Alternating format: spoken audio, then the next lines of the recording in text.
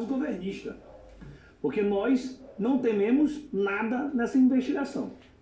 A bancada de oposição não tem voto suficiente para que pudesse permitir a convocação de Saulo, de G. Dias e de quem quer que fosse.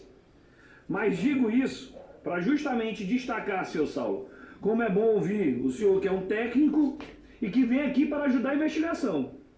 Pode ter cometido algum erro, um excesso, uma pouca atuação em determinado momento, poderia ter preparado um relatório e não apenas os alertas na primeira semana.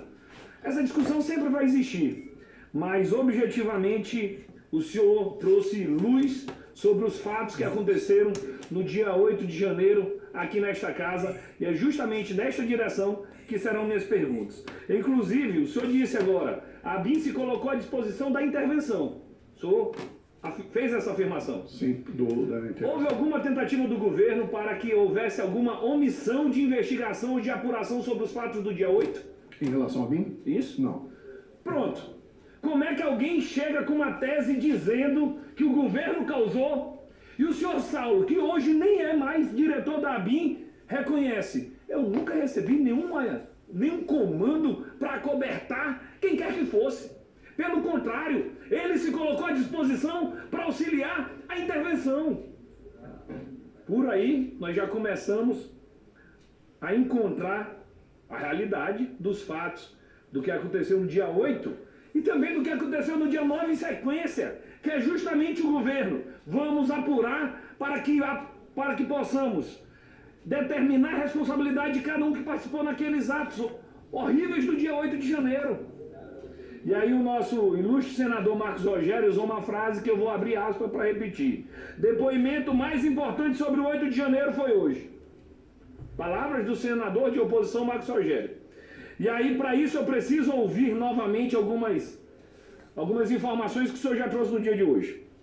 O senhor afirmou, ou consta no relatório, não quero saber a fonte, porque o seu sigilo funcional lhe garante, mas o senhor afirmou que neste ato do dia 8 tinham pessoas que se diziam armadas? Sim, estão nos nossos alertas.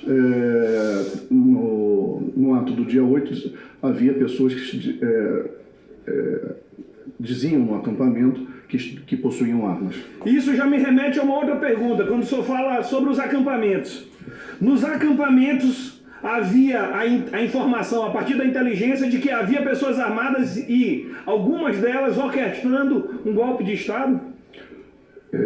Nós tínhamos a informação de que havia dentro do acampamento, no dia 8, convocações para depredação e invasão a prédios públicos. No fundo, senhoras e senhores parlamentares, os acampamentos funcionavam como uma fábrica de terrorista, uma fábrica de golpista, onde ali era gestada uma tentativa de golpe de Estado.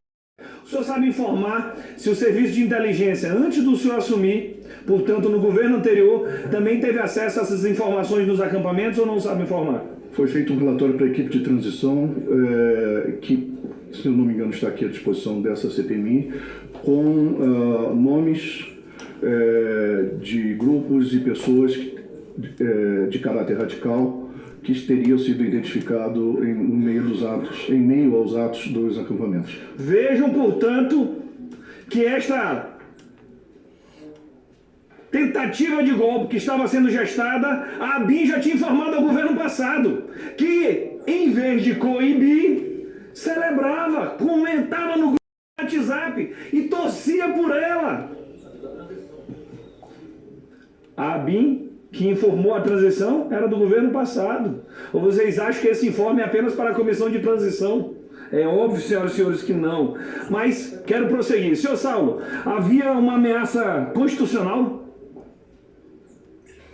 Havia uma ameaça de ruptura constitucional a partir do momento como os próprios fatos demonstram. Perfeito. As 3 sedes dos poderes foram ocupadas e vandalizadas. Eu prossigo. É uma ameaça à ordem constitucional. Eu prossigo. Já sabemos que os criminosos que se diziam armados, que planejavam lá nos acampamentos, mas eu queria saber se na investigação, na inteligência também, de alguma forma, nós podemos definir os objetivos desses criminosos?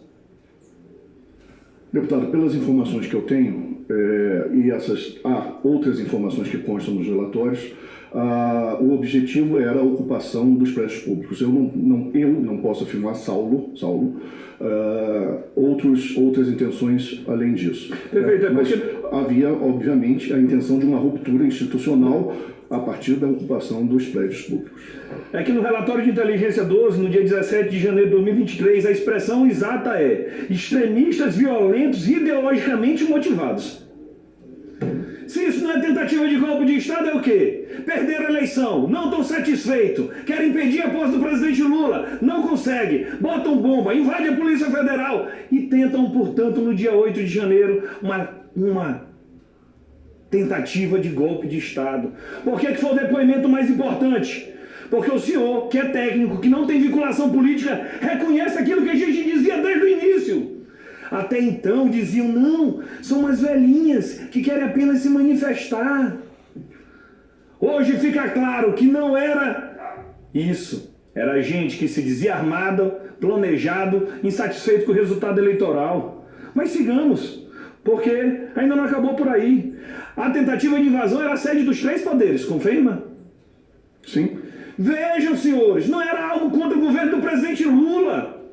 Manifestação contra um governo eleito pode acontecer a qualquer momento. Mas quando é uma tentativa de invasão a 3 poderes, isso se chama golpe de Estado. Foram incapazes. A tentativa foi frustrada. Tem que apurar responsabilidades. E como Vossa Excelência bem informa, havia minimamente uma premeditação. Procede?